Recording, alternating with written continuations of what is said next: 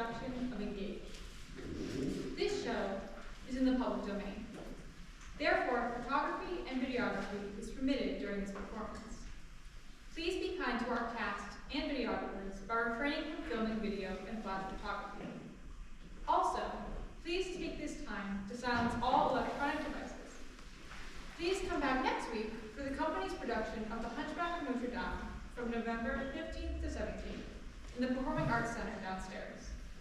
Before we begin, as is club tradition, please rise for the singing of God Save the King.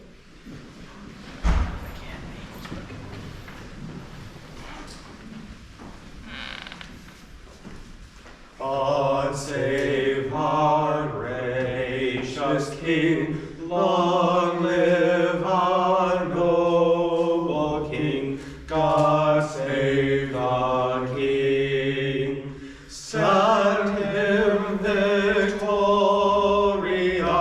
happy and glorious, long to reign over us. God save the King.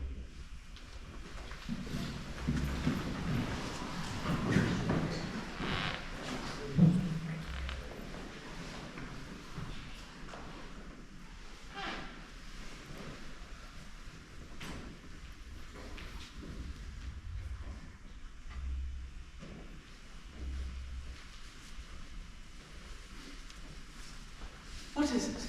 Oh, Angus, you frightened me. Meg, my own bonny Meg. Angus, why, lad, what's wrong with you? There are teardrops in your bonny blue eyes. Don't heed them, Meg. It comes from looking at your bright beauty. Why, looking at you is like looking at the noonday sun. Angus, you're talking foolishly. It's the way the Dandytown folks speak to me, and it doesn't come rightly from the lips of a simple man. Forgive me, Meg, for I speak honestly to you. Angus McAllister is not the man to deal in weak compliments. Meg, I love thee dearly, as thou well knowest. I'm but a poor lad, and I've little but 2 brawny arms, and a strict heart to live by. But I've saved a bit of silver. I've a great house and a scrap of good garden land, and it's all for thee, Massey, if you'll give me your true and tender little heart. Angus, I'll be fair and straight with you. You asked me for my heart. Why, Angus, you're tall and fair and brave. You have a good, honest face and a good, honest heart, which is more precious than all the gold on earth. No man has a word to say against Angus McAllister. No, nor any woman neither. You have 2 strong arms to work with and a strong heart to help you work. And who am I that I should say that all these blessings are not enough for me? If you, good, brave, honest man, will be troubled with such a poor, humble little mousie as Maggie McFarlane, why, she'll just be the proudest and happiest girl in all Dumfries. My darling! Angus, Maggie, what's all this? Mistress McFarlane, don't be angry with me. Don't think worse of me than I deserve. I've loved your lass honestly these 15 years, but I never plucked up the heart to tell her so until now. And when she answered fairly, it wasn't in human nature to do aught else but to hold her to my heart and place one kiss on her bonny cheek. Angus, say no more. My heart is sore at the thought of losing my only child. But you're a good lad. You'll treat her kindly. I know that well. You're a prosperous, church-going man, and my Meg should be a happy lass indeed. Oh, bless you, Angus, bless you. Don't mind the water in my eye. It will come when I'm so glad.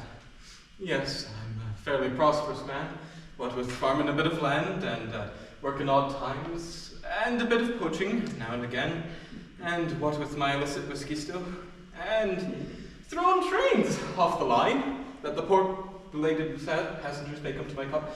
I've more than one way of working an honest living, and I work them all night and day for my bonny Meg. You know, Angus, I sometimes think you're losing some of your old skill at upsetting railway trains. It's been 6 weeks since you've done such a thing, and the cottage stands in dire need of such chance custom as the poor delayed passengers would bring. No, mother, you wrong him. Even now, this very day, has Angus not placed 2 great beams upon the upline, ready for the express from Glasgow, which is due in about 2 minutes or so? Oh, good lad, good thoughtful lad. I hope the unfortunate passengers will not be much hurt, poor unconscious bodies. Fear not, mother. Long experience has taught me to do my work deftly. The train will run off the line, and the traffic will be locked for just half a day, But I'll warn you that with all this, no man, woman, or child among them will have so much as a bruised head or a broken nose. My tender-hearted Angus, he wouldn't hurt so much as a buzzing bluebottle fly. No, Meg, not if Tyke and thought and care could help the poor dumb thing.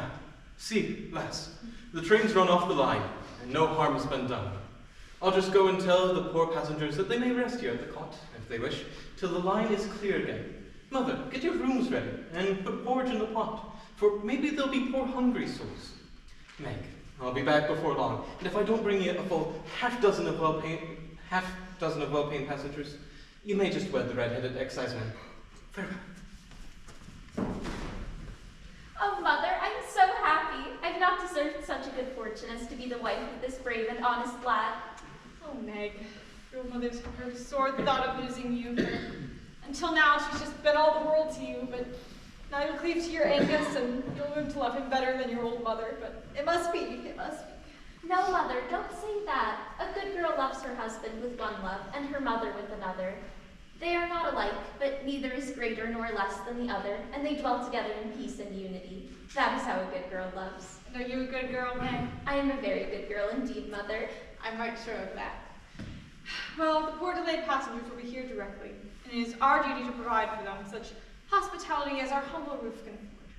She'll never be said of Jenny McFarland. She ever turned away the weary traveler fainting from her door. My gentle-hearted mother.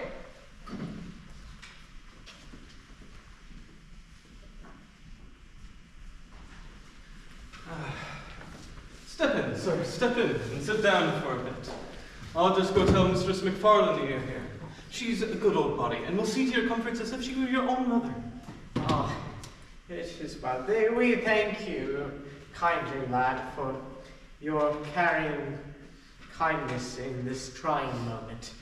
I assure you, we will not forget it. Ah, sir, wouldn't any man do us such? All we have is a dry shelter, a bannock, and a pan of porridge, but such as it is, you're heartily welcome. Yes, it is well. We thank you. For who wouldn't help the unfortunate? Exactly, anyone would. Or feed the hungry? Of course. Well, it just seems to bring a tear to my eye to think that... Sir, we would be alone, Miss Maiden and I. Farewell. Belinda, my own, my life, compose yourself. It was a strange accident. Weird. Well, your parasol is broken, butterscotch is trampled in the dust. No real harm is done. We are safe, quite safe. Safe, Bovani, I fear we are not safe so long as we are liable to be overtaken by that dreadful major to whom I was to be married this morning. Major McGillicuddy, I confess, I am not comfortable when I think of Major McGillicuddy. You know his barbaric nature and how madly jealous he is. If he should find that I eloped with you, he would surely shoot us both. It is an uneasy prospect. Belinda, do you love me? With an impetuous passion that I shall take with me into the tomb. Then be mine tomorrow. Gretna is not far off, and the thing may be done without delay. And then the arm of the law will protect us from this fearful man, and we can defy him to do his worst. Bovani, all this is quite true. I love you, madly, passionately. I care to live but in your heart. I breathe but for your love. But before I consent to take this irrevocable step, that will place me in the pinnacle of my fondest hopes. I would like some definite idea of your pecuniary position. I'm not a mercenary, heaven knows, but business is business, and I would like a little idea of this outwards. I often think that it is to be deplored that the groveling questions of money should alloy the tenderest and most spirited notions that inspire our imperfect natures. It is unfortunately, but alas, it is also quite necessary. Belinda, I will be frank with you. I have but £1,000 a year, which I hold on certain circumstances. You know my friend Chevrolet Hill? I believe I know the man you mean. Yes, well, he's traveling with us in the same train. Chevrolet is a young man of large property, but extremely close-fisted. He is cursed with a sudden amatory disposition. You will admit when I tell you that he has contracted a habit of proposing marriage as a matter of course to every woman he meets. His haughty father, of a very old family, the Chevrolet Hills, they settled in this part of the world centuries before the conquest. Well, yes. Anyways, his health prevents him from leaving Madeira. And knowing that I exercise an almost supernatural power over his son, and fearing that Chevrolet will contract an undesirable marriage, he grants me £1,000 a year, so long as Chevrolet live single. But on his death, or his marriage, the money goes over to his uncle, Simberson, who is also traveling in the same train. So, as long as you maintain your influence and only then shall you retain your income? Yes, that is, I am sorry to say, the state of the case. Belvani, I love you with a power that mocks words. If I were to begin to speak on the entrancing subject of my love for you, the tomb would close over me before I could exhaust the subject. But, as I said before, business is business, and unless you can give me some definite idea that your pecuniary position is permanent, I have no other option but to weep my heart out in maiden solitude, uncared for, unloved, and alone.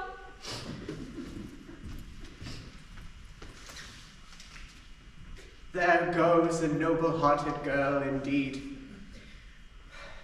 Oh, for the gift of Chevrolet's airy badinage! Oh, for his skill at weaving nets about the hearts of women! If I could but induce her to marry me before the fearful Major learns of our flight. But why not? We are in Scotland, and methinks I heard that two loving hearts can wed in this strange country by merely making declaration to the effect. I shall think up some cunning scheme to lure her into marriage unawares.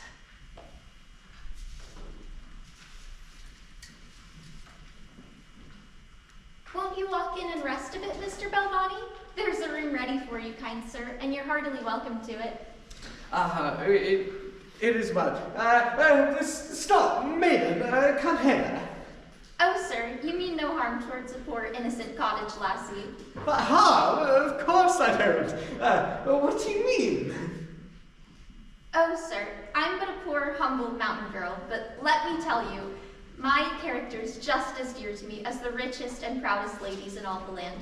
Before I consent to approach you, swear to me that you mean me no harm. But harm? Of course I don't. Come hither, maiden.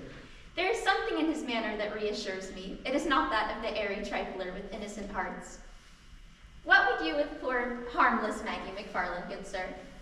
What constitutes a Scotch marriage? Oh, sir, there's no use asking me that, for my heart is not my own to give. I'm betrothed to the best and bravest lad in all the bonny borderland. Oh, sir, I cannot be your bride. Maiden, you mistake me. I do not want you to be my bride.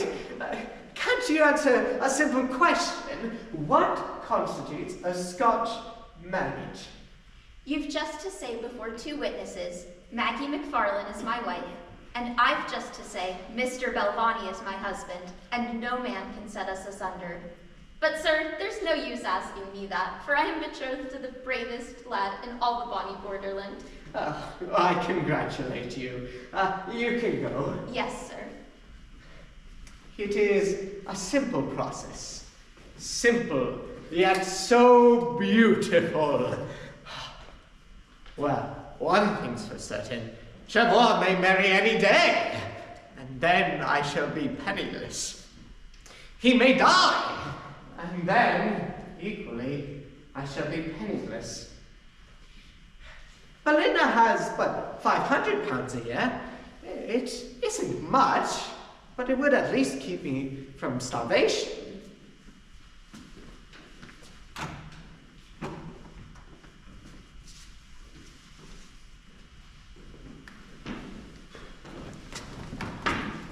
Well, here we are at last. Yes, here we are at last, and a pretty state I'm in, to be sure. Well, my dear boy, you would travel third class, and this is the result. After all, there's not too much harm done. Not much harm. What do you call that? My hat is gone, 10 and 9 pence at one operation. My gloves split, 1 and 4. My coat is ruined, 18 and 6. It's a coarse and brutal nature that recognizes no harm that doesn't involve a loss of blood. I'm reduced by this accident from a thinking, feeling, reflecting human being to a moral pulp, a mash, a poultice. Damn it, sir, that's what I am, a poultice. Chauvelin, my dear nephew, at the moment of the accident, you were speaking to me on a very interesting topic. Was I? I quite forget what it was. The accident knocked it clean out of my head. Well, you were telling me that you are a young man of good position and fortune. You derive £2,000 a year from your shares in a Royal Indestructible Bank. And you thought it was time you settled. You then reminded me that I should come into Belvani's £1,000 a year upon your marriage. And I think you might have mentioned, quite casually, that my daughter Minnie is an angel of light. True. Then just then we went off the line. To resume, Uncle Simperson, your daughter Minnie is an angel of light, a perfect human being, as innocent as a new laid egg. Oh yes, Minnie is indeed all that you have described her. Uncle, I'm a man of few words. I feel and I speak. I love Minnie madly, passionately. She is my whole life, my whole soul and body. She is the essence of every hope, my own to come.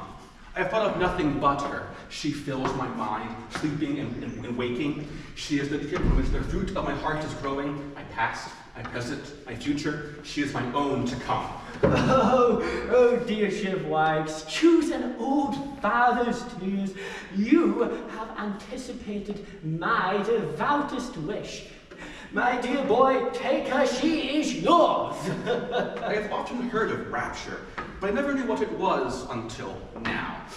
Uncle Simperson, bearing in mind the fact that your income will date from the day of the wedding, when may this be? Oh, dear boy, the sooner the better, the sooner the better. Delicacy would prompt me to give Belvani some loss of the impending loss of his income, but should I, for such a selfish reason as that, deprive my daughter of but 1 second of the joy that you are about to bestow upon her? No, duty to my child is paramount.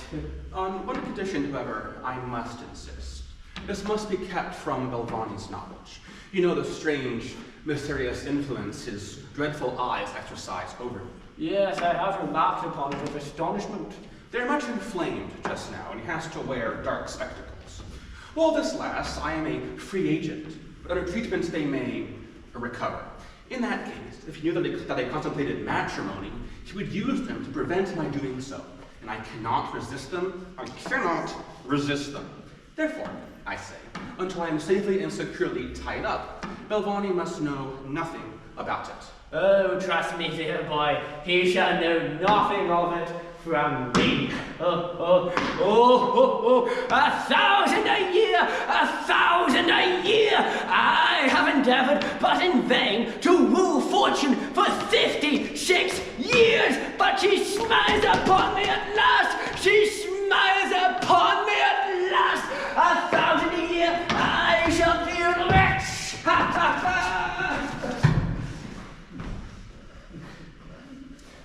At length, my hopes are to be crowned. Oh, my own, the hope of my heart, my love, my life. you apostrophizing in those terms? You're at it again, I see. Belvani, that apostrophe was private. I declined to admit you into my confidence. Whence comes this tone of defiance?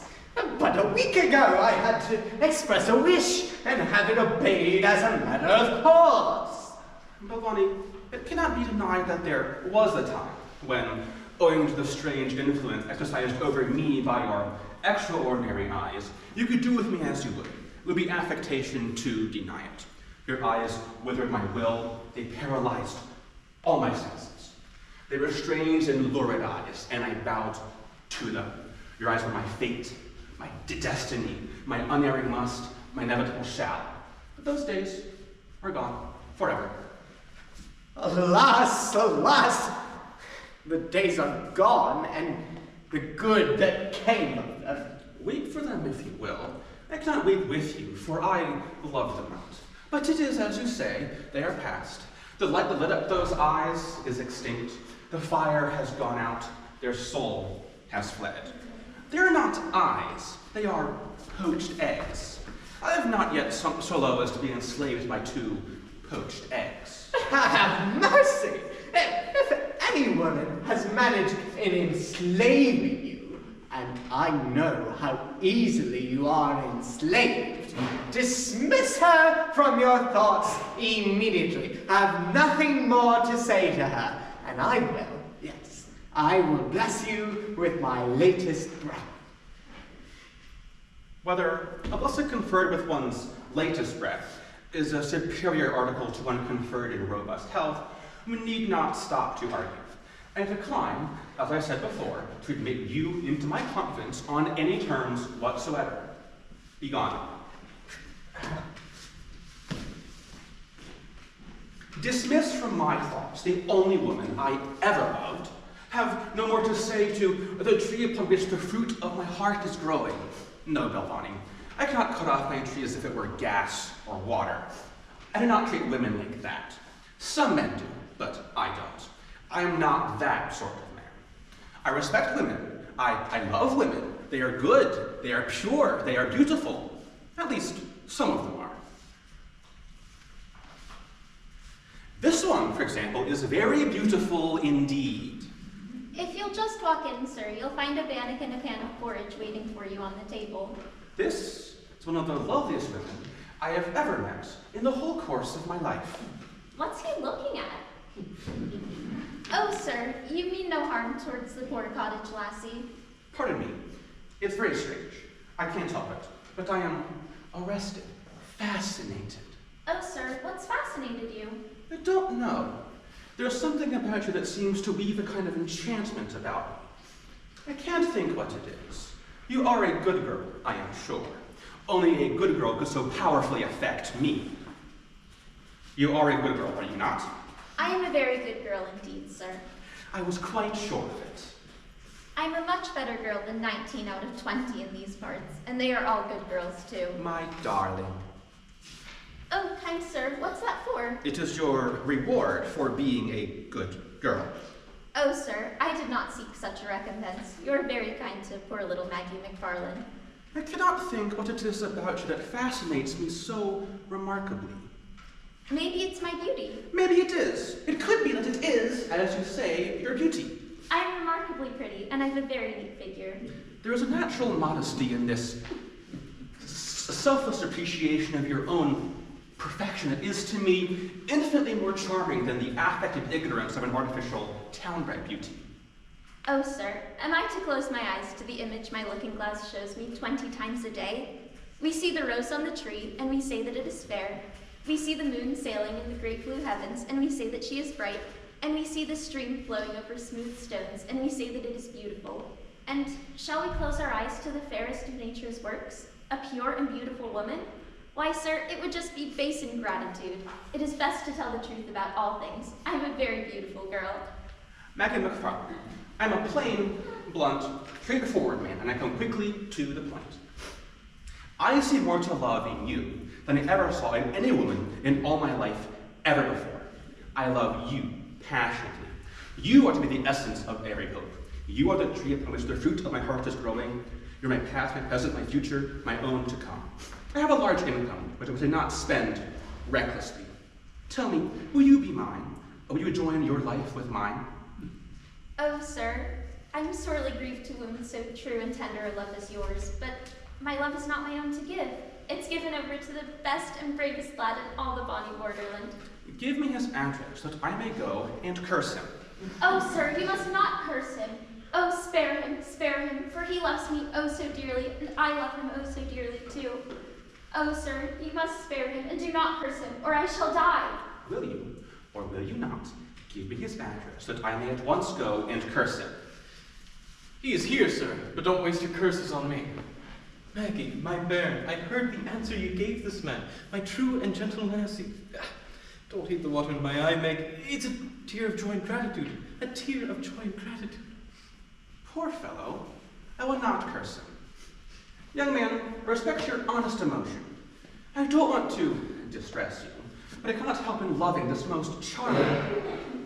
Tell me, is it reasonable to quarrel with a man because he's of the same way of thinking as yourself? Nay, sir, I'm not angry, but it just seems to drive all the blood back into my heart when I hear that my Meg is loved by another. Oh, sir, she's a fair and winsome lass, and I might as well be angry with you for loving the blue heavens. She's just as far above us as they are. Pardon me, I cannot allow that. Huh? I love that girl madly, passionately. And I cannot permit you to do that, not in front of my eyes. I beg, you simply torture me. Leave, dear, till the poor gentleman's gone, and then we can begin again. Angus, listen to me. You love this girl. I love her, sir, almost as much as I love myself. Then reflect how you are standing in the way of her prosperity. I am a rich man. I have money, possession, and education. And I'm much more intellectual and generally agreeable companion for her than you can ever hope to be. I am full of anecdote, and all my anecdotes are in the best possible taste. I will tell you some of them some of these days, and you can judge for yourself. Maggie, if she married me, would live in a nice house, a good square. She would have wine occasionally. She would be kept beautifully clean.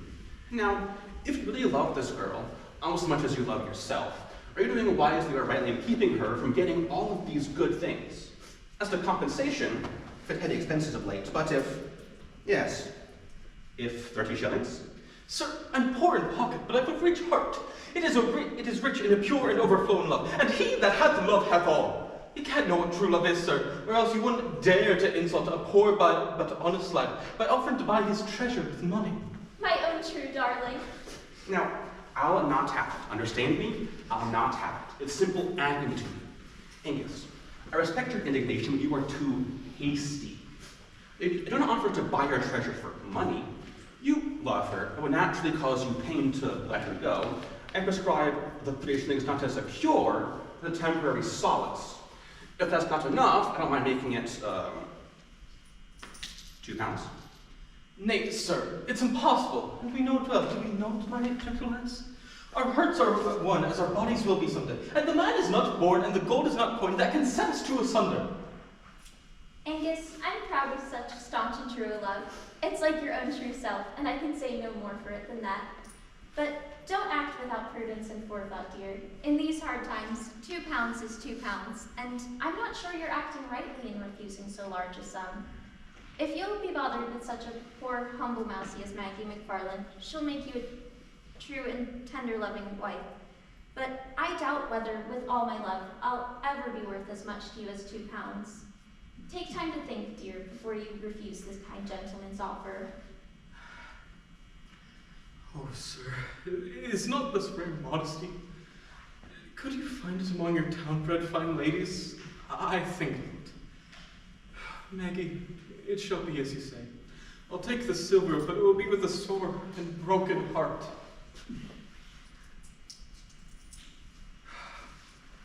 For you now, my love, my childhood, boyhood, manhood's love. You're going from my heart to another, who will give you more of the good things of this world than I could ever give, except for love, and of that my heart is full indeed.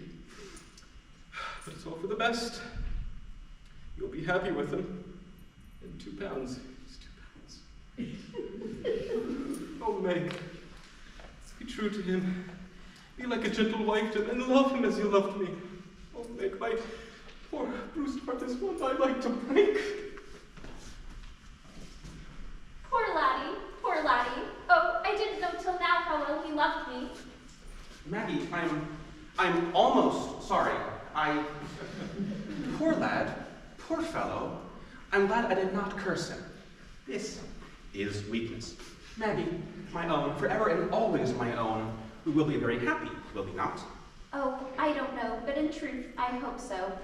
Oh, sir, my happiness is in your hands now, and if you forsake me, my lot will be a sore one indeed.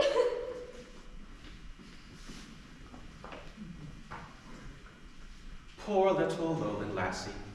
That's my idea of a wife. No ridiculous extravagance, no expensive tastes. Knows how to dress like a lady on £5 a year, huh? And does it too. No pretense there of being blind to her own beauties. She knows she is beautiful and scorns to lie about it. In that respect, she resembles Siberson's dear daughter, Minnie. Oh, my own Minnie.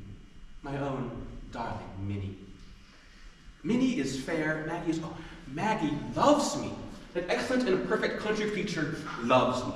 She is to be the light of my life, my own to come. In some respects, she's even prettier than Minnie, my own darling Minnie. But the tree in which the fruit of my heart is growing, my past, my present, my future, my own to come. But this tendency to reverie is growing on me. I must shake it off. Heaven and earth, what a singularly lovely girl. A stranger, pardon me. I will withdraw. A stranger, indeed, in one sense.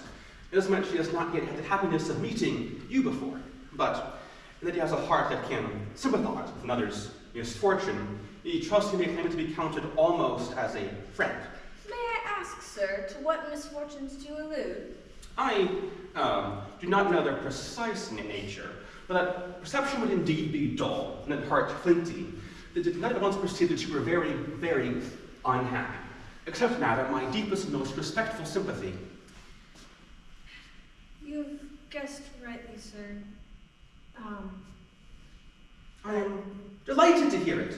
I feel a pleasure, no, a melancholy and chastened pleasure in reflecting that if your distress is not of a pecuniary nature, it may lay within my power to alleviate your sorrow. Impossible, sir, though I thank you for your respectful sympathy. How many women would forego 20 years of their lives to become as beautiful as you, little dreaming that such extraordinary loveliness can coexist with such a poignant anguish of mind? But so, too often, we find it, do we not, dear lady?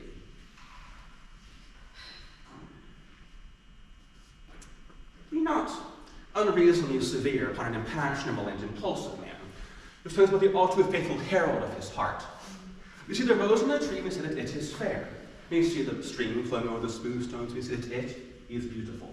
And shall we, I say, to close our eyes to the fairest of nature's works, a pure and beautiful woman, why it would be base ingratitude indeed. Sir, there's much truth to these sentiments you so beautifully expressed, but I am too well aware that whatever personal advantages I may possess, beauty is not one among them. There is a natural modesty in this chaste insensibility to your own singular loveliness that is, to me, infinitely more winning than the bold-faced self-appreciation of underbred country girls. I'm glad you appreciate my modesty. It is often admired.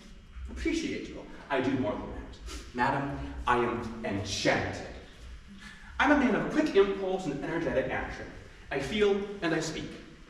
I can't help it.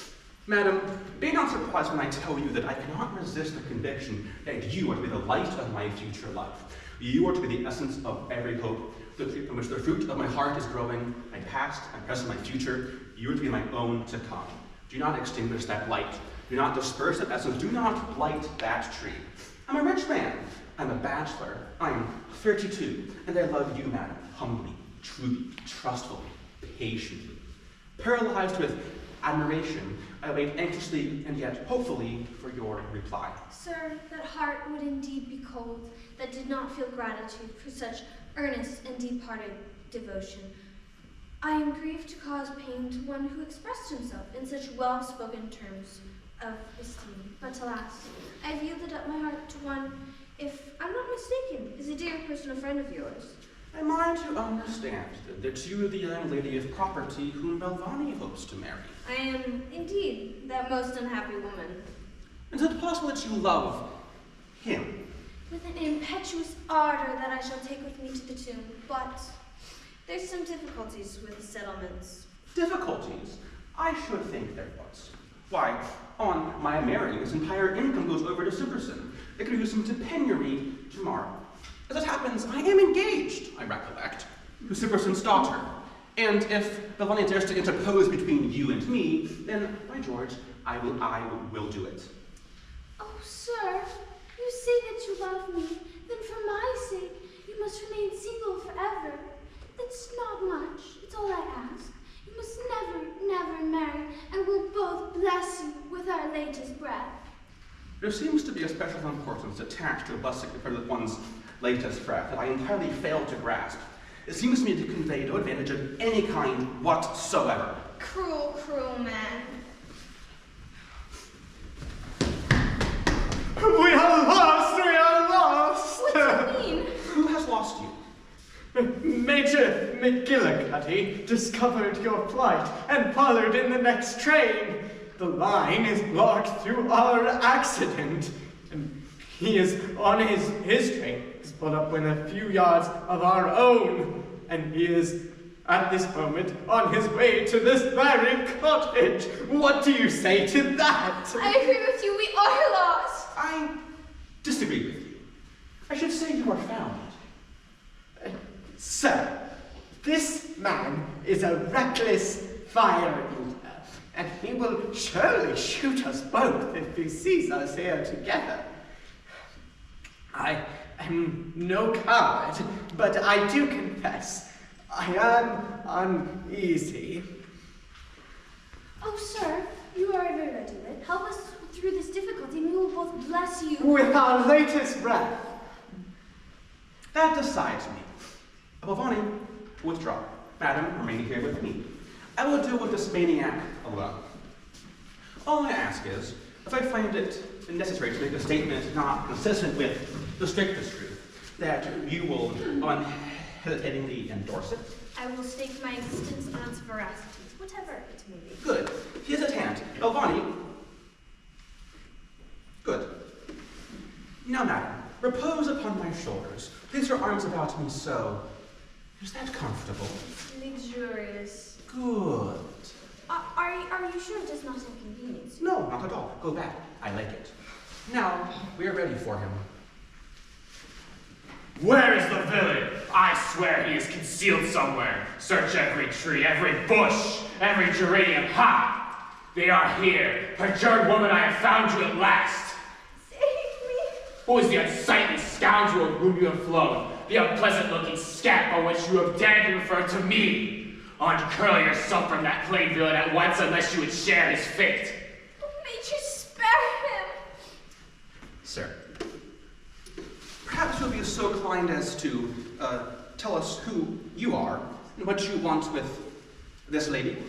I don't know who you may be, but I'm McGillicuddy.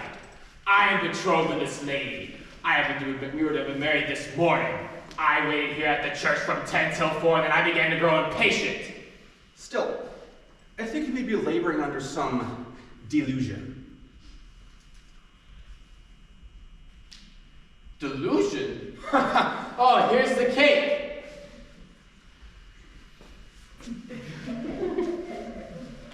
Still, I think there's been a mistake somewhere. You see, this lady is my wife. What? Belinda? Oh, Belinda, tell me that this unattractive man lies. Tell me that you are mine and only mine now and forever. I cannot. This man is my husband.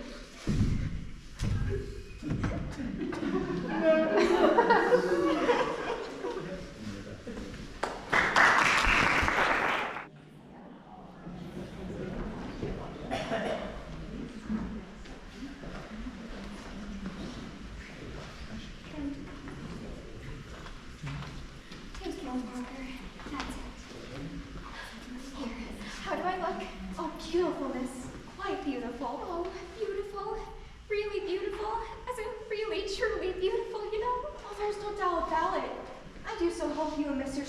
Hill will be happy together. Oh, I'm sure we will.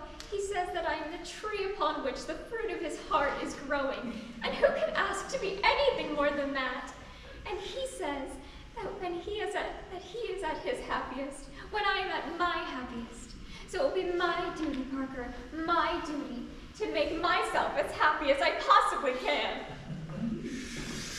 So my little lamb is ready for the sacrifice. You can go, Parker. And I am to lose my pet at last. My little Dicky bird is to be married today. Well, it's for her own good. I must try and bear it. I mustn't fret. Oh, and as my dear papa is to come into £1,000 a year by it, why I say he mustn't be so distressed. He mustn't fret. He must bear it. Oh, dear child, I cannot deny £1,000 a year is a consolation. It's an absolute fortune. I don't know what I shall do with it all. Oh, I know what you shall do with it. You shall spend much of it on brandy, a good deal more on billiards, and a greater deal on betting. It might be so, I can't say it won't. Dear child, these simple pleasures would tend to ease your papa's declining years. And my bird has not done too badly for herself either, has she? Oh, no, dear papa, only fancy.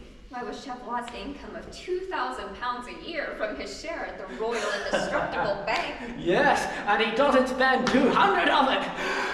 By the by, it is a shame that my little darling had not contrived to induce him to settle anything on her before marriage, and I think was remiss of my tomtit. Oh, dear papa, Chevrolet is a very honorable spirit. He is noble, manly, fair. What a wonderful fellow.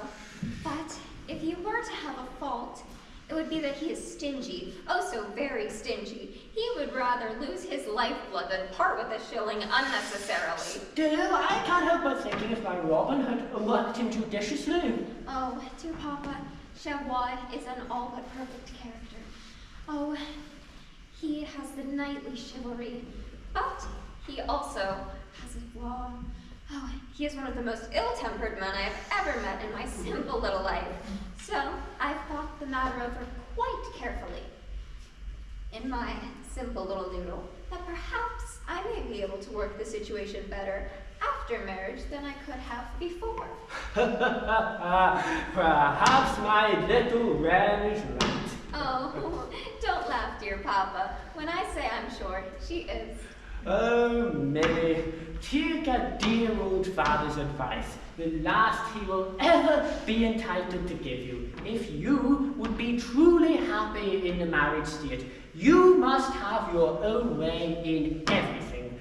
Brook no contradiction, give in to no argument, admit no defeat. However wrong you may be, always maintain a firm, resolute, and determined front. Oh, these were your angel mother's guiding principles in life, and she was a happy woman.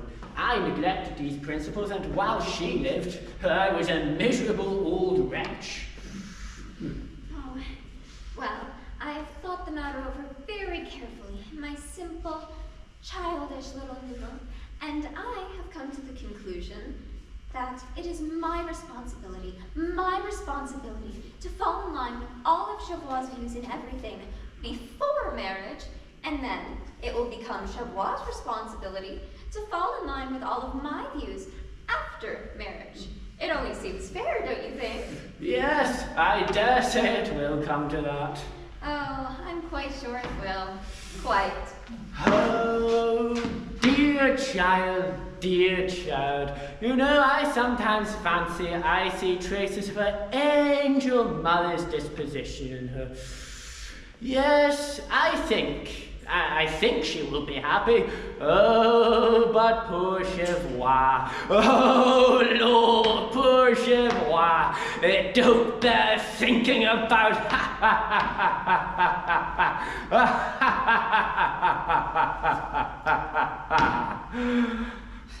Come here, manservants. Approach. I'm not going to bite you. Can I see the young fair thing they call Minnie Simperson? Well, really, it depends. There's nothing wrong, I hope.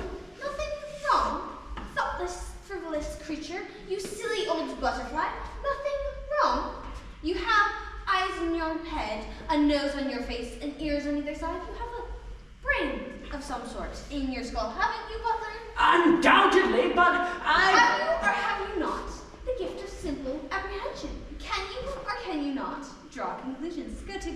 You offended me. There is something wrong, and it's here. I'll fetch her. Whom shall I say? Say the one on whose devoted head the black sorrows of a long lifetime have fallen, who, even as a funeral pall, craves a minute's interview with a dear old friend.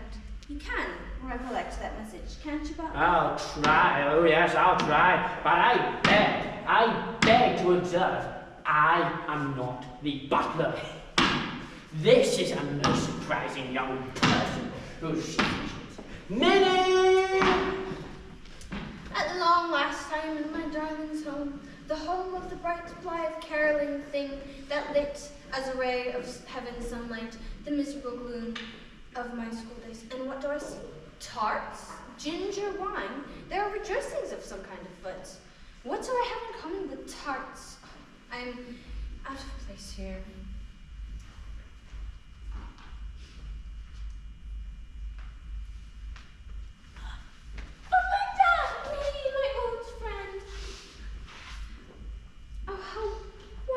You've grown.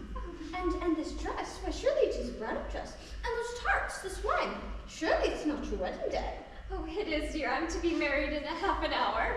Strange chance, a unheard of coincidence. Married? And to whom? Oh, to my deepest love, my cousin, Mr. Chevrolet Hill. Perhaps you know the name. I believe I know my name somewhere. Oh, I'm sure you do. It's all over his pocket handkerchiefs.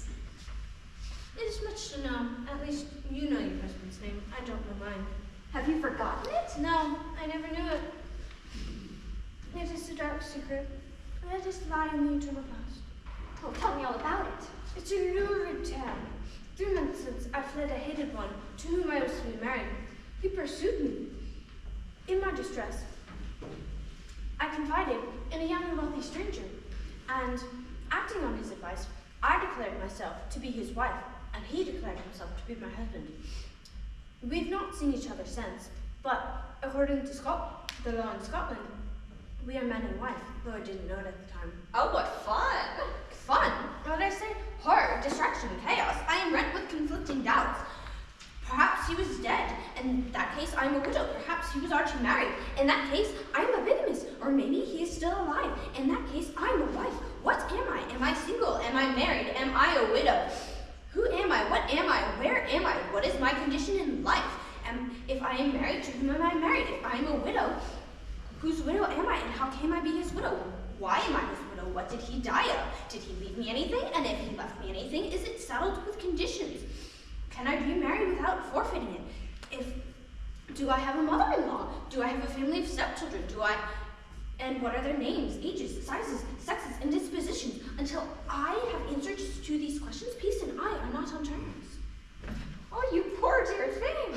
But enough of my selfish sorrows. Tell me of this noble boy who is about to make you his.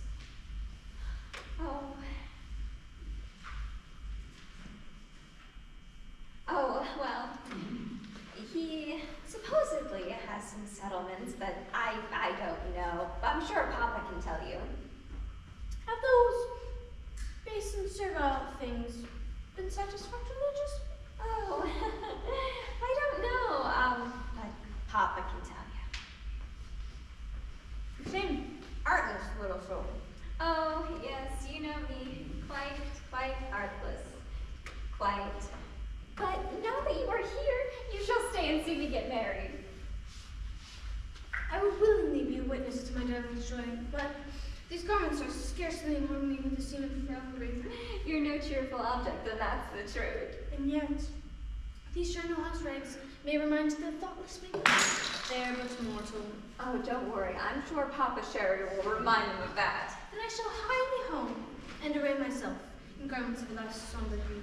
I think those are the best, dear. You look fit for a funeral, but this is a wedding! And yet, I see very little difference between the two. But it shall be as you wish, though I have worn nothing but black since my miserable marriage. Shall that be breakfast? Oh, have my dear Chavois home. Then I shall return in time for it. Thank heaven, I can still eat.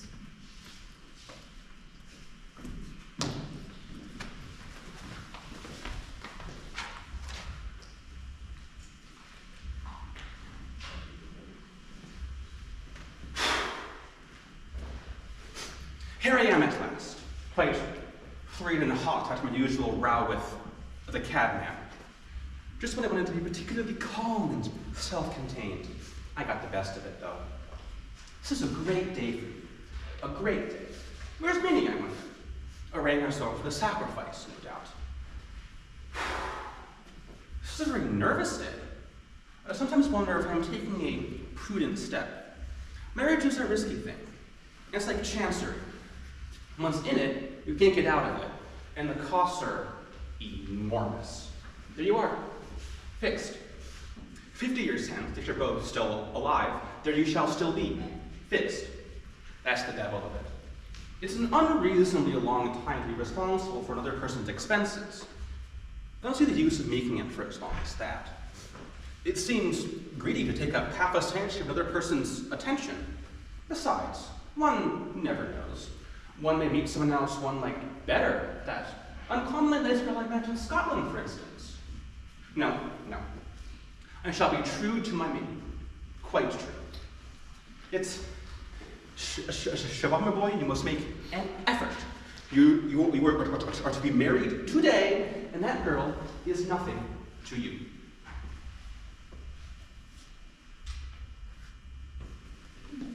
Minnie, oh. Hello, Parker. Hi.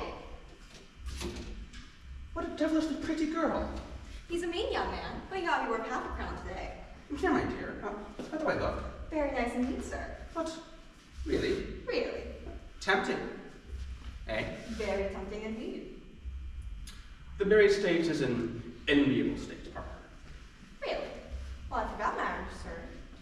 I hope it may be. I don't know. It depends. What do you mean by it depends? You're a member of the Church of England, I trust. Then don't you know that in saying it depends, you are flying in the face of the marriage service? Don't go into a cold water in the married state, Parker. I know what you're going to say. It's expensive. So it is. At first, very expensive. But with economy, you soon retrench that. By marvelous provision of nature, what's enough for one comes enough for two. That phenomenon points directly to the married state as our natural state. Oh, for that matter, sir, a tigress would go on with you. You're so gentle, so liberal, so, well, there's really only one word for it. Dove-like. You've noticed that, haven't you? Well, as dove-like as I am, Parker, I am in other respects. Yet, in other respects, I am very much a man, a Parker, of a headstrong nature. I don't beat about the bush, I come quickly to the point. Shall I tell you a secret? I don't know what it is. There's something about you which, let us just say, you are the tree from which the fruit of my heart. No, dear Mr. Bob, not today. What way you have with you, sir? What? You've remarked that, have you? Yes.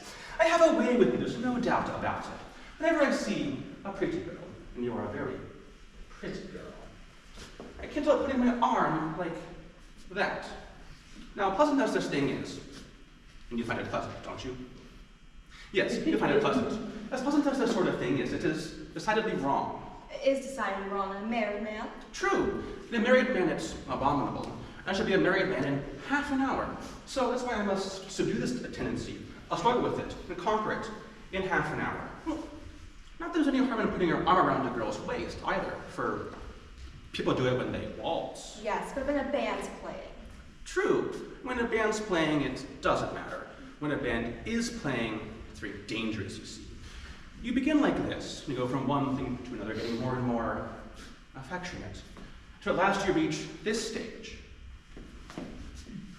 Not that there's any harm in kissing either, for you see fathers and mothers who ought to set a good example, kissing their children every day. Lord, sir, kissing's nothing. Everybody does that. It is your experience, is it? I'd rather tell this with my own. Take it that I am your father, and you my daughter, or I your husband, and you my wife, and it would be expected of me. But I'm not your wife, sir. No, not yet. That, of course, makes a difference. That's why I say I must subdue this tendency, struggle with it, conquer it in half an hour. Parker, where is Mr. Chavois? There's a mistress, my dear. She's coming. Will you excuse me? Thank you, Parker. Not so much as a shilling, and that man's worth thousands.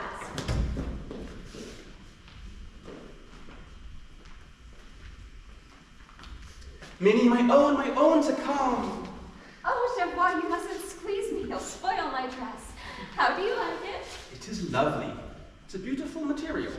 Oh, yes, dear Papa's been going it. But you're indebted to me for that dress. Oh, to you?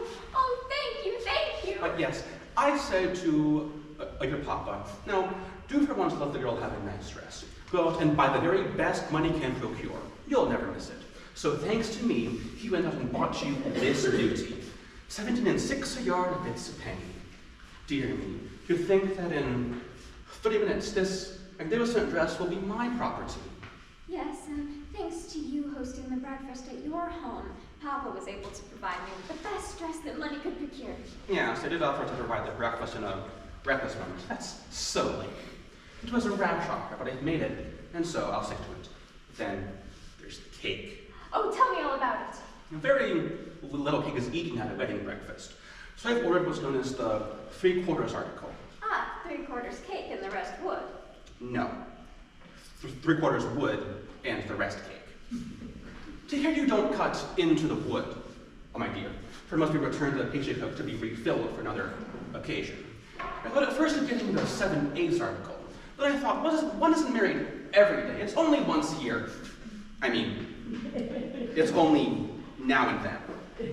So I said, hand the expense, let's do the thing right. And so it's 3/4. Oh, Chavois, how thoughtful you are. We will be so happy together, shall we not? Yes, I hope so. Yes, I hope so. Delightfully happy like two young kittens. Oh, that would be delightful.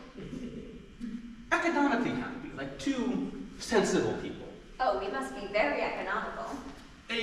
We're fighting economical elegance. That's what we must aim at. No pandering to a jaded appetite, no vulgar tastes. One simple button shop, nicely broiled for you. And two simple button shops, very nicely broiled for me. Oh, and floured potatoes. And a loaf of nice household bread. And a stick of celery. And a bit of cheese, and you've dinner fit for a monarch. Oh, Chavois, how shall we spend our evenings? We shall play fireside games. Are you fond of fireside games? Oh, they're quite fun. We'll play at tailoring. Tailoring? I don't think I've heard of that one before. It's a very great game. You shall be the clever little jobbing tailor, and I shall be the particular customer who brings in his own materials to be made up. You shall take my measure, cut the cloth, real cloth, you know. You'll stitch it together and try it on. And I'll find fault with it like a real customer. When it fits, and you shall alter it until it fits. When it fits beautifully, that counts 1 to you. Delightful. And then there's another one, which is great fun. We take a bit of paper and pencil, and so you can jot on the nicest dinner for 9d. The next day, we have it. Oh, Chavois, what a paradise you hold open to me. Yes, I think so too. How is Papa? Oh, he's very well and very happy. He is going to increase his establishment on the strength of the 1,000-pound bond. And he plans to keep a manservant. Yes, we're looking after some servants for him. They'll be here in the course of the morning. I found them through an advertisement. They're country people and will come quite cheap. Oh, Chavois, how thoughtful you are. I'm a lucky girl, a very lucky girl indeed. Yes, I think so too. If I can repress my tendency to think of that girl I met in Scotland. Charlotte, my boy, you must make an effort. You're to be married today, and that girl is nothing to you. Please, sir, there's a gentleman here to see you. My solicitor, no doubt. Show him in. And please, some people have called about an advertisement. Some for some servants, no doubt. Send the gentleman in and tell the others to wait.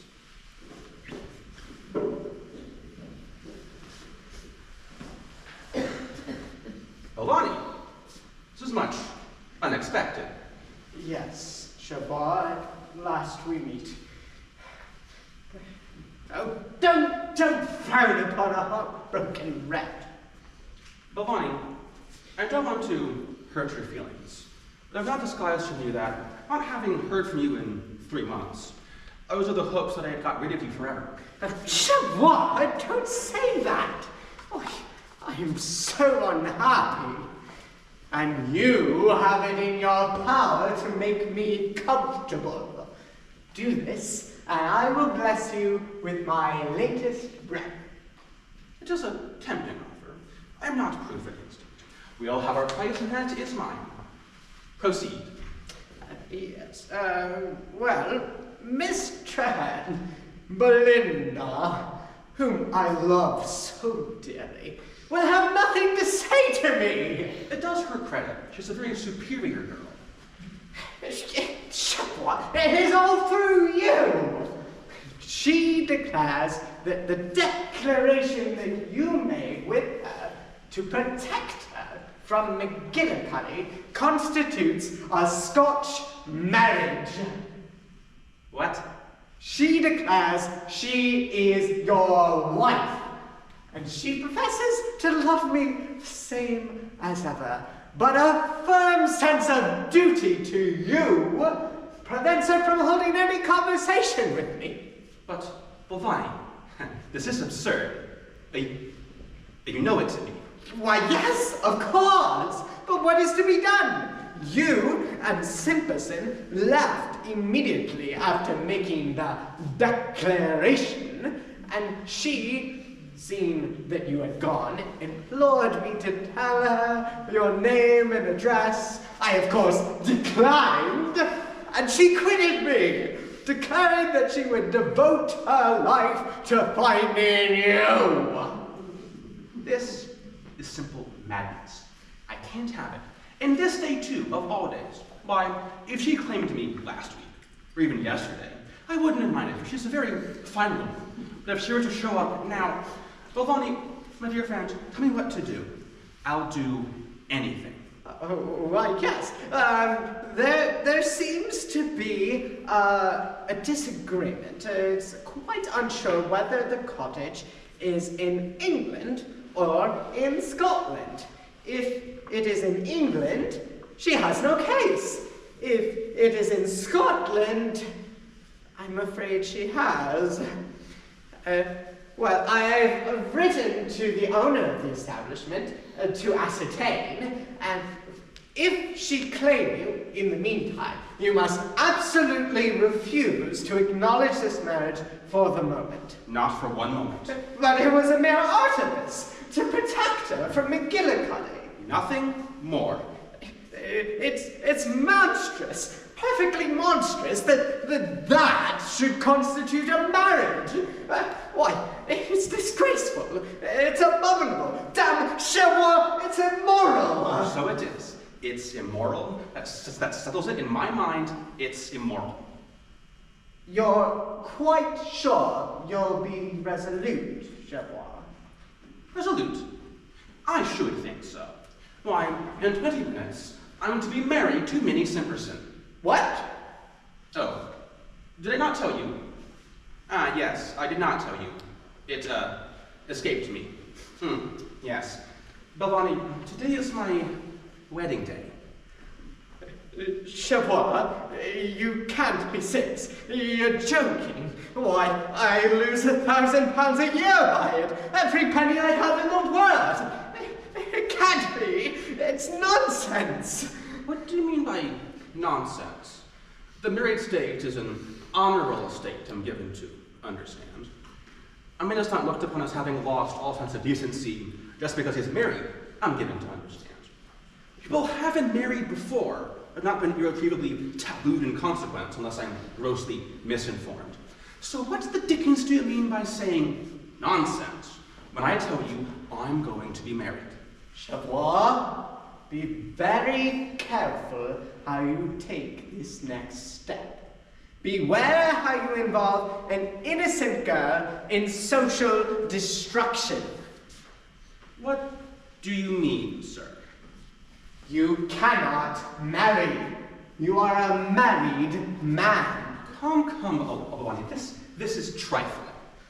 You are married to Miss Trahan. I was present and can depose to the fact. You're not serious. Never more serious in my life. But, as you very properly said just now, it was a mere artifice. It didn't mean anything. it would be monstrous to regard that as a marriage. Bhavani, you said it would be immoral. Yes, I may deplore the state of the law, but I cannot stand idly by and watch it deliberately violated before mine own eyes. But, Bhavani, I reflect. I've prepared a wedding breakfast at great expense. I love Minnie deeply, devotedly. She is the actual tree upon which the fruit of my heart is growing. There's no mistake about it. She's my own to come. I've prepared a wedding breakfast at a great expense to do her honor. I have taken 4 flies for the wedding party. I have bought 2 second-class Cook's tourist tickets to Ilfracombe, Devon, Exeter, Cornwall, Westford Hoe, and Bidford Bay. The whole thing has cost me some 20 or 25 pounds, and will all be wasted, utterly wasted, if you interfere. Bhavani, dear Bhavani, let the recollection of our long and dear friendship operate to prevent you from shipwrecking my future life. I have a duty to do. I must do it. But reflect, Bhavani, if I am married to Miss Traherne, you lose your income just as much as if I married Minnie Simperson. Why, yes, certainly, if you could prove that you are married to her, but you can't. Those eyes. You don't know where she is. Oh, those eyes. The cottage has been torn down, and the cottagers have immigrated to Patagonia. Oh, those eyes. I am the only witness left. I can prove your marriage if I like, but you can't. Oh, what a terribly unfortunate and sorry situation for you, Chavois. But, dear Chavois, I assure you, you have my deepest, most respectful sympathy. Farewell.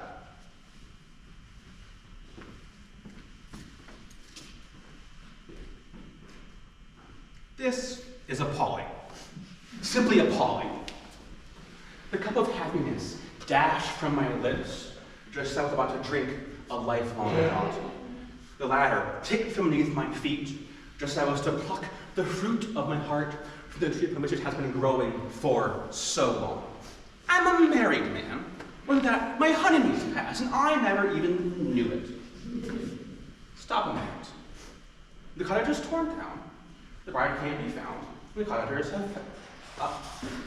have gone. What proof is it that such a wedding ever took place? There's only Bhavani, and Bhavani alone isn't proof. Corroborated by the 3 villagers, his word might mean something. Uncorroborated, and it's worthless. I'll risk it. He can do nothing. The cottage has been torn down, the bride can't be found, the cottagers have emigrated to Patagonia, and man, the woman, and the boy, all that is infernal. Good day, sir. We're all to see you about the advertisement. I don't know you. I don't know you. Go away. But sir, you said we were to call on you this day at 11 o'clock, and we've come all the way from Dumfries to see you. I tell you, I don't know you. Go away. I'm not well at all. I'm very ill, and it's infectious. Sir, we fear no illness.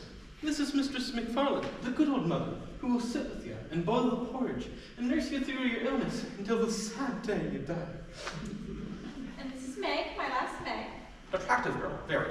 I remember her perfectly. And this is Angus, who will marry her and be more than a son to me. Don't bother, don't, for you bring the teardrop to my eye, and it's not right for a strong man to be blithering and sobbing like a poor weak lass. Oh, mother! Meg, what is it? Hey, my wife that is to be, tell me, what's wrong with you? Oh, mother, it's him! The gentleman I pledged my troth to 3 weary months ago. The gallant Englishman who gave Angus 2 golden pounds to give me up. It's the coward Englishman who well nigh broke our mate's heart. Alas, don't cry, maybe he'll marry you yet. Here's another. Does anybody else wants to marry me? You, madam. You're a mighty fine woman. Perhaps you'd like to try your luck? Oh, sir, I do not in my 2 eyes, sleeping and waking for 3 weary, weary months. Oh, sir, you should not have deceived such a simple, trusting lowland lass. 'Twas not well done. 'Twas not well done. My good girl, what do you wish me to do? I remember you now perfectly. I did admire you very much. In fact, I do still. You're a very marvelous girl. Let us talk this over calmly and quietly. No, you needn't go. You can stay. Don't fret, my dear. Don't. She is a very charming girl. I almost wish I begin to think No, damn it, Trevor! Not today! Oh, Mother, he told me he loved me. So I did. The fact is, when I said I was in love with you, I quite forgot I was engaged. There. I thought at first that you were the tree from which the fruit of my heart was growing, but I was mistaken. It was another tree. Oh, Mother, it was another tree. It was another tree. Don't, Mother, don't. I can't bear it. Yes, it was another tree. In point of fact, it was growing on both trees. I don't know how it is, but it seems to grow on a great many trees. Perfect orchard. But don't fret, my dear. You are one of them. You are one of them. Chebois. What is all this? 24 pair of socks, 2 shirts, 37 collars, 1 sheet, 44 nightshirts, 2 flannel waistcoats, 1 white tie. Ridiculous? Ridiculous. I'm not paying it. Chebois. Who was this girl I found hanging around your neck? Tell me she is someone, say, your sister or your aunt. Oh, tell me she is your aunt, Chebois, I implore you. Chebois, tell her she is your aunt. I command you. I beg your pardon. I didn't see you there. Allow me to explain. These women are my washerwomen. Yes, that's it. They have come for their small amount. 22 flannel waistcoats is ridiculous, quite ridiculous. And in short, some washerwomen get like this when they're contradicted. Something in the suds, it undermines their constitution. Chebois, I should like to believe this, but it scarcely seems credible. Oh, sir, he's not telling you truly. I'm the poor lowland lass that he stole the heart of 3 weary months ago, and I loved him so well, and now he's married to another. Nothing of the kind. You are mistaken, and so is your mother. He is not yet married to another. But, sir, it happened before our very eyes to a beautiful lady 3 months since. Chebois. Who is this beautiful lady? Tell me she is someone, say, your aunt. Oh, Chebois, tell me she is your aunt, I implore you. Chebois, tell her she is your aunt. I command you. Me? That's interesting. Don't believe them. It was no marriage. I don't even know the bride's name. Never seen her before. Never seen her since. I couldn't possibly have married her without knowing it. It is out of the question. Chebois, let's be honest here. It doesn't matter much to me whom you marry, so that you marry, that is enough for me. But this is business, and it mustn't be trifled with, so tell me about it. I cannot. But I can. Yes, well, I was present when this young man, Chebois, was married to a certain beautiful young lady, and in the presence of, in a cottage, just on the border, in the presence of these worthy people. Oh, that's enough of me! That's enough of me! It's a Scotch marriage! Ninny, I'm sorry. Chebois is taken. We shall have to find you someone else. Belvane, I am sorry to say, I deprive you of your income! Excuse me, not yet. Not yet? No, not yet. Well, firstly, it is not quite clear whether the cottage is in England or in Scotland. And secondly, the bride can't be found. Oh, but she shall be found. What's her name? And that I decline to state. Oh, but you shall be made to state. I insist upon knowing this young lady's name. Belinda Traherne! My old friend. 'Tis she. My husband. My wife. What?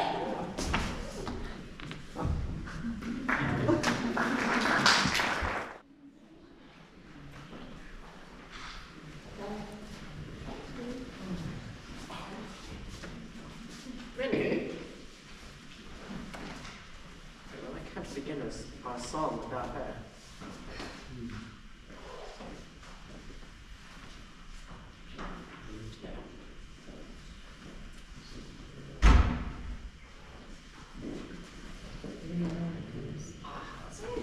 There you are. Very good. I was just about to begin my song.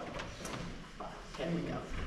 Share the old Obadiah to the young Obadiah. I am a dryer, Obadiah. I'm a dryer, Obadiah. I'm a dryer. Share the young Obadiah to the old Obadiah. I'm on fire, Obadiah. I'm on fire. Obadiah, I'm on fire.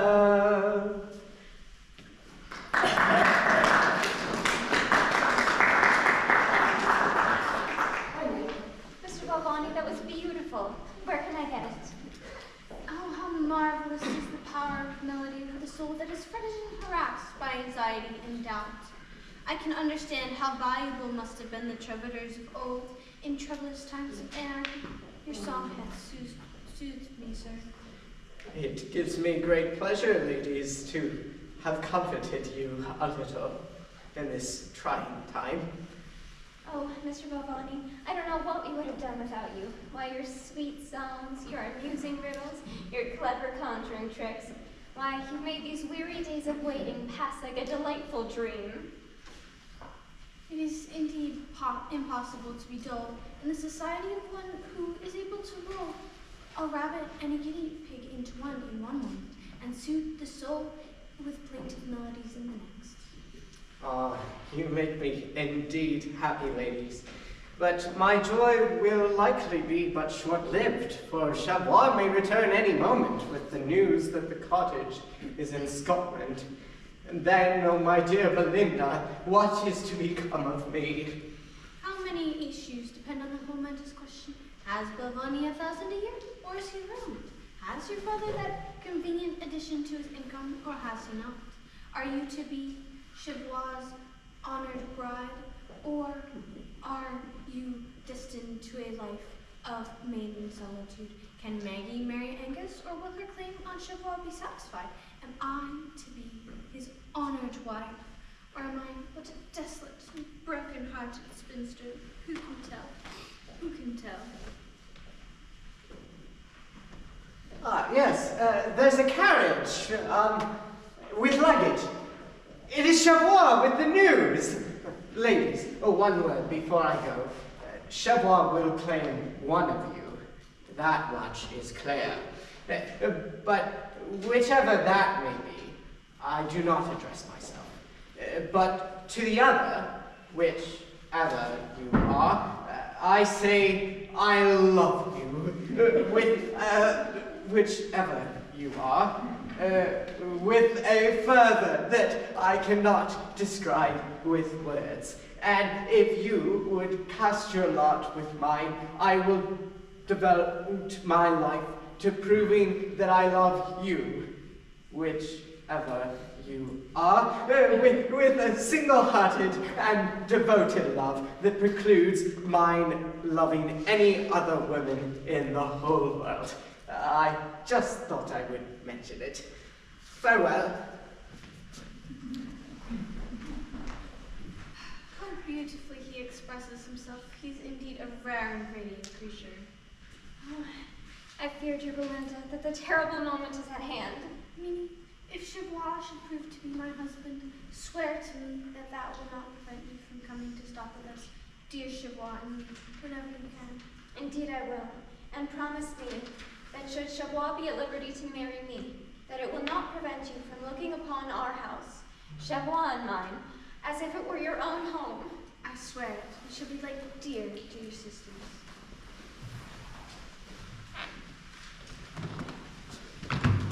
Chabois, tell me once, are you my own, my husband? Oh, Chabois, tell me at once, are you to be humble Minnie's simple little bride? Hope of my heart, Minnie, my pet fruit tree. Belinda, the tree on which the fruit of my heart is growing, I have sorry news. Sorry news. Sorry news, then I am not his wife. Sorry news My darlings, my dear girls, my journey has been fruitless. I have no information. No information! None. The McQuibbigasty has gone abroad.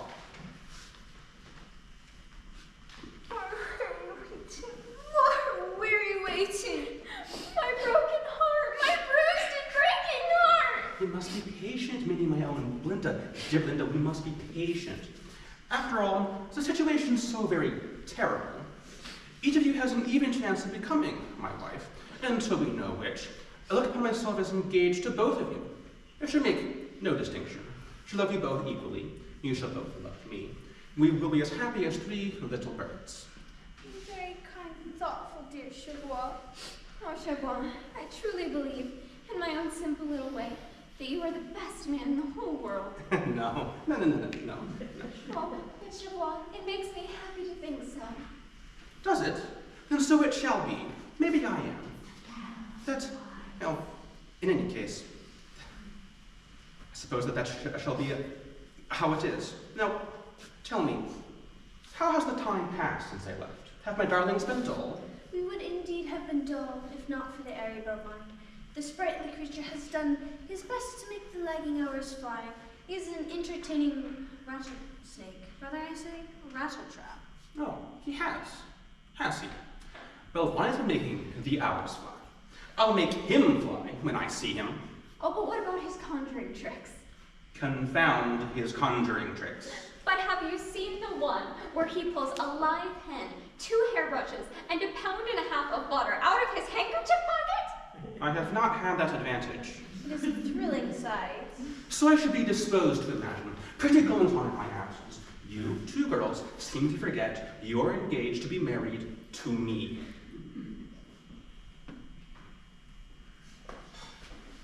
But don't judge us so harshly. Yes, do not judge us too harshly. When the hours crept heavily without you, and when the kindly creature pulled a live rabbit from his left boot smothered in onions, we could do nothing but smile. He has promised to teach me the trick. Has he now? That's his confounded impudence. Now, once and for all, I'll have nothing of the kind. One of you will be my wife. Until I know which, I will permit no Belvaniing of any kind or anything approaching thereunto. When that question is settled, the other may Belvani until she is blue in the face. And how long must we wait until one of us may begin Belvanian? That I cannot say. It may be some time. The McQuibbigastic has gone to Central Africa. No post can reach him, and he will not return for 6 years? 6 years? I cannot wait 6 years. Why in 6 years it'll be 8 and 20? 6 years? Why in 6 years the statute of limitations will be in, and he'll have the right to renounce his foe? True, you're quite right. Belvani, I love you madly. Who? Chavois, I love you madly, desperately, as a woman has never loved a man before.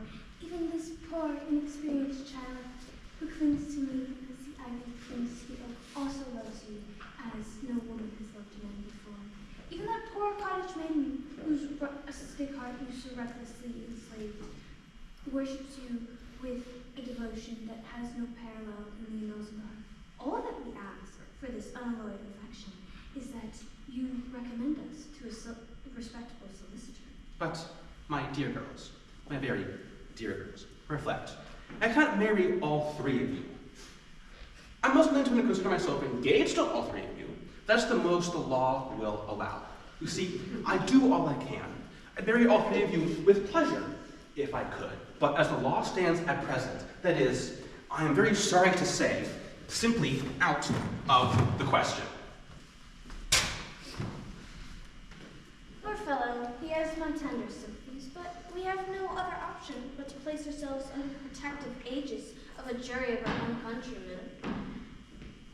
Minnie, Mr. Hearn, the post has just brought me 2 letters, one of which bears a Marseille postmark, and is, I doubt not, from the McQuibbigasty. He must have written it just before starting for Central Africa. From the McQuibbigasty? Oh, read it, read it! Oh, how can you torture us with this delay? Have you no curiosity? You see, my dears, on this point, no, very little.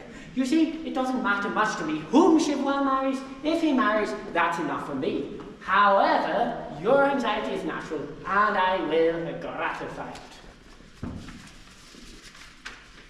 In reply to your letter, I have to inform you that Evan Cottage is certainly in England. The deeds relating to this property place this beyond all question. In England! This blows indeed a crusher against such blow I cannot stand. Oh, Belinda, my darling Belinda, my sweet sister, my dear Belinda, please forgive me. Oh, speak to me. Don't look at me like that. Speak to me, Belinda. Speak to me. Speak to me? Oh yes, I'll speak to you. It's true Chevrolet is not my husband, but why should he not be? I am as you as you. I'm as beautiful as you. I have more money than you. Oh, I will try. Oh, how hard I will try. Oh, I wish that you may get him. Minnie, if you were not my most darling friend in the world, I could pinch you. Oh dear, how terrible. What's terrible, dear Papa? Belvani writes to tell me that the Indestructible Bank ceased payments yesterday, and Chevrolet shares are therefore waste paper. My word, there is an end to him. An end to him? What do you mean? You aren't going to throw him over?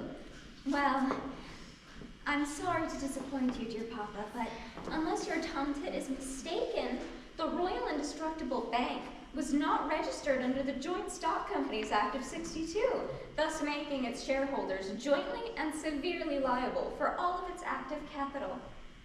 See, Minnie don't pretend to have much of a business brain, but she's not such a donkey as that. You decline to marry? Do I hear rightly?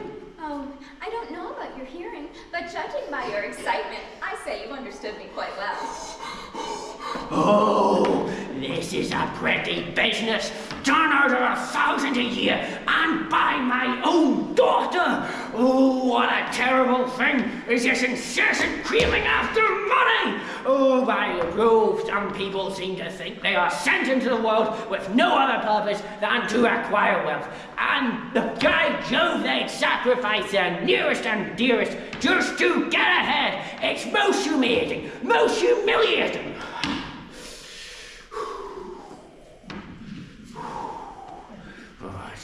Jefferson, have you heard the news? Oh, yes, I have. And a pretty man of business you are to invest all your money in an unregistered company. Oh. Jefferson, don't you turn up against me. Belinda is not my wife. I am ruined, and my 3 darlings, my very dear darlings, whom I love with a fidelity, which in these easygoing days is simply quixotic, will have nothing to say to me. Minnie, your daughter, plans to accompany me to the altar. Belinda, I feel sure, will revert to Belvani, and Maggie is at this moment, I am sure, hanging around that Scotch idiot's neck, though she knows that in doing so, she simply tortures me. Sipperson, I never loved any girl as much as I loved those 3. Never. Now they'll all certainly slip through my fingers. Oh, pooh-pooh, sir. Do you think that nobody loses but you? I am done under 1,000 a year, quiet! For that matter, I have a vivid idea you won't have to wait long for the money. Ah, what do you mean? Oh, yes, I understand. You do? Yes, Miss McFarlane. I had thought of her myself. A very fine woman for her years. A majestic ruin. Beautiful in decay. Chevrolet, my dear boy, I congratulate you. You are very much mistaken. I'm not going to marry anybody. Not marry? How? There is another contingency upon which you come into the property. My death. Oh, yes, quite. I never thought of it like that. And as you say, a man can die but once. I beg your pardon, I never said anything of the kind. But it is true, for all that. I'm terribly sorry, but if you have made up your mind to it... Why, the man has lost everything. What else has he left to live for? True, nothing much still. His hopes ruined, his happiness gone. Everything is wrecked. And all hope is lost. It is indeed a hopeless situation, quite hopeless. His hopes are blighted. The 3 trees from which the fruits of his heart were growing, all cut down. What is left but suicide? Yes, nothing. Farewell. Simpson, I seem to think I want to kill myself. I don't want to do anything of the kind. I'd much rather live. Upon my soul, I would. If only I could think of a reason for living. Simpson, can't you think of something that will check my heroic impulse toward self-destruction? Something? Yes, why, of course I can. Say you were to jump into the serpentine, which is handy, and, as I understand, a pleasant way of going out of the road. Rather an agreeable sensation than otherwise. But, you'd be absolutely soaked, and your clothes would be ruined. For that matter, I suppose I could take off my clothes before I went in.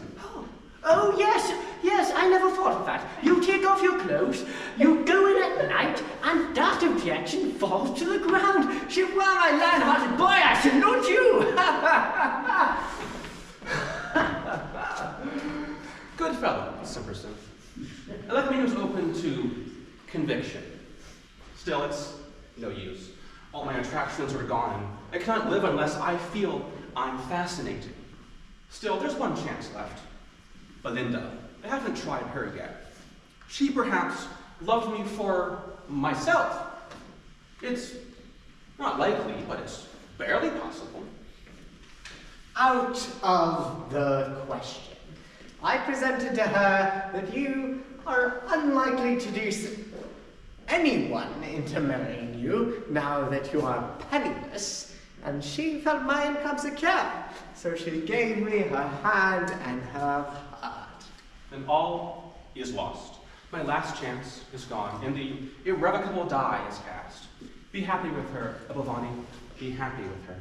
Happy? Why, you shall dine with us after our honeymoon and see for yourself. No, I shall not do that.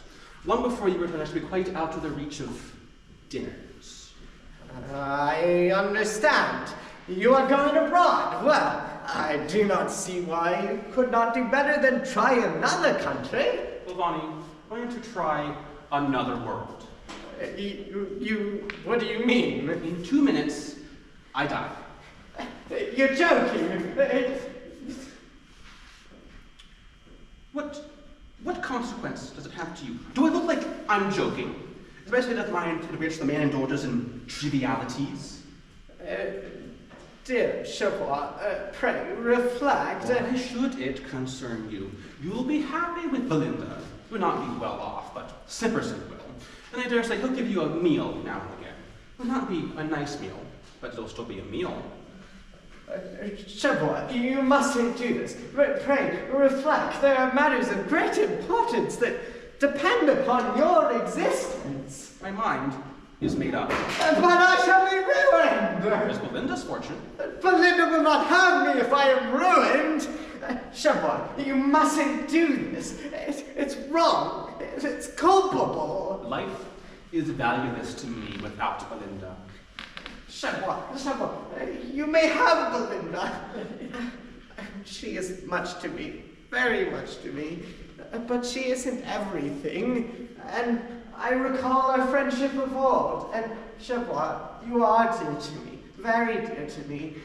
You may have anything you like in the whole world if you but consent to live. If I only thought you were in earnest, but no. In earnest? In earnest? Why, what's the use of Belinda to me if I am ruined? Why, she would hardly look at me. But perhaps, if I'm ruined, she won't look at me. Chevrois, I'll confess all. You are not ruined. Not ruined. No, not ruined. I invented the statement. Invented the statement? Oh, Belvani. Oh, dear Belvani. I'm very much obliged to you. You've made me so happy, so happy. Oh, thank you. Thank you 1,000 times. But what the devil did you mean by circulating such a report about me? How dare you do it, sir? Answer me that, sir. I did it to gain Belinda's love. I knew she only loved you for your wealth. It was a liberty, sir. It was a liberty. To put it mildly, it was a liberty. Yes, That's the word for it. It was a liberty.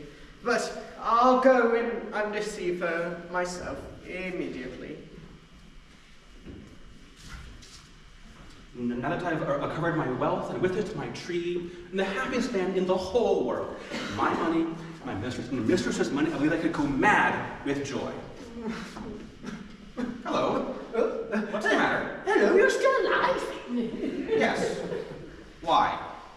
Is something wrong? Oh, no, dear boy. This all is merely symbolical. You see, after your terrible threat, which I doubt not you intend to put at once into execution. My dear uncle, this is very touching. This unmans me, but cheer up, old friend.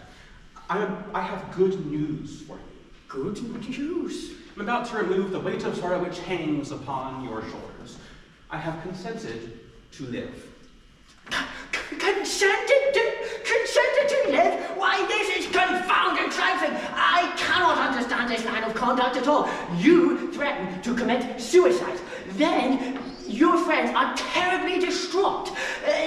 But with time, they become reconciled to the prospect of losing you, resigned, cheerful even. And once they have come to this Christian state of mind, you coolly inform them that you have consented to live. It's just not business, sir. It's just not business. But, uncle, I've nothing to commit suicide for. I'm a rich man, and Belinda will no doubt accept me with joy and gratitude. Oh, Belinda will do nothing of the sort. She has just left the house with Belvani in a cab, and under the most affectionate circumstances. Left with Belvani? Where have they gone? Oh, I don't know. Very likely to get married. Married? Yes, married before the registrar. I've been sold. I see that now. Belvani has done me. Well, I'll be revenged upon him before the 24 hours order. Belvani thinks he can pull the wool over my eyes. I'll show them that they're wrong. She thinks his income is secure. I will prove them wrong. I won't blow up my brains. I'll do worse. I'll marry. Marry?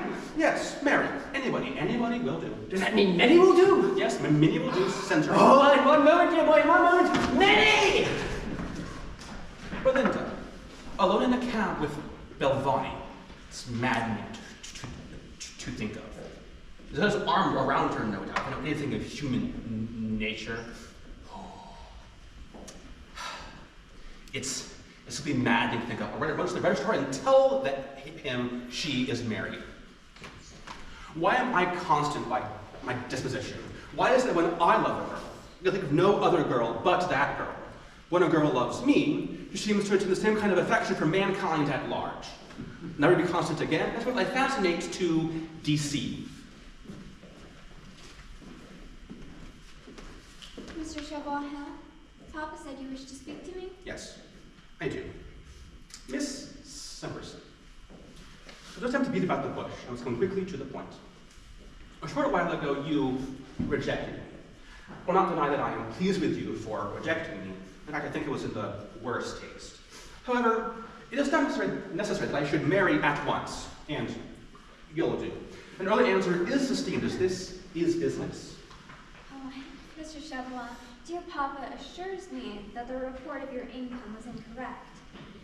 But I must remember that this information comes from my dear Papa, who is the bestest Papa in the whole world, but he also has a wild imagination, and he will do whatever it takes to get what he wants. So he is not outside of the field of creating, I believe bouncers is the word? Yes, that's just the word. But bouncers or bangers, either will do. Then forgive my little fantasies, but I was hoping for some assurance on your financial position. Mercenary little donkey. Do not condescend to proof. I renounce her altogether.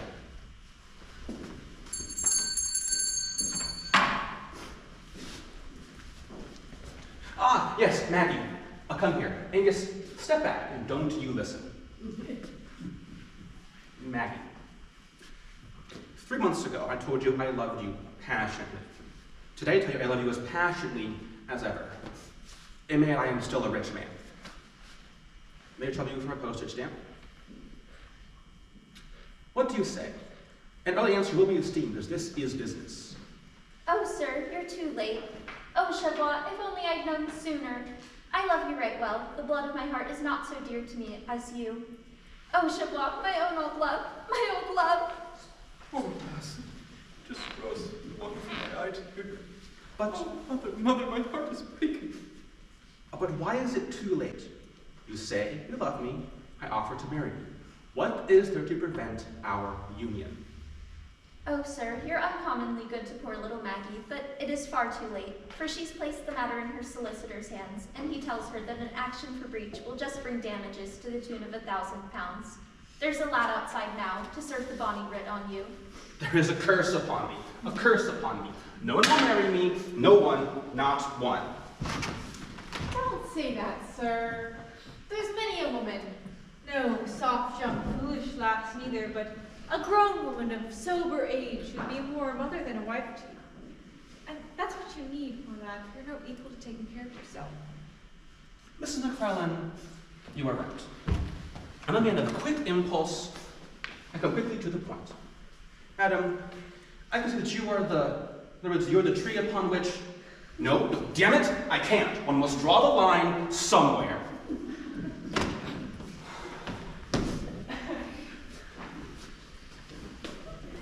Oh, Belinda, you have not gone off with Abavani at all. Oh, you've returned to me. Oh, thank heaven, thank heaven. I thought as I came in I heard you say something about a tree.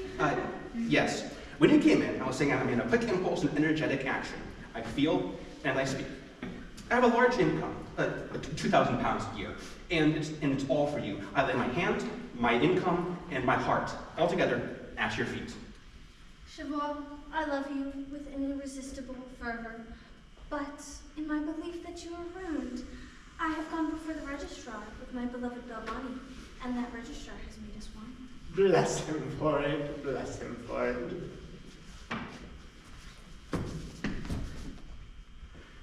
One moment. I have not yet seen the letter that blights my fondest hopes. I trust for form's sake, I may be permitted to cast my eye over the document. It's a matter of business, that's all. Why, yes, of course. Here it is. In reply to your letter, I have to inform you that Evan Cottage is certainly in England. These items have properly placed this beyond all question. Thank you. I am satisfied. Sir, please release this maiden. She is my wife. Release me, I am his wife. Crushed. Crushed. Crushed. Turnover? What good will that do? What should... Oh, I see. Hello. What? P.S. I may add that the borderline runs through the property. The cottage is undoubtedly in England, though the garden is in Scotland. And we were married in the garden. Belinda, we were married in the garden. But Linda, stop a bit. Don't leave me like this. Belmani, I loved you with a passion that I believe shall last as long as I live, but Chavois is now my husband, and I have a duty to him. That is impossible, nay, criminal to resist. Farewell, Belmani.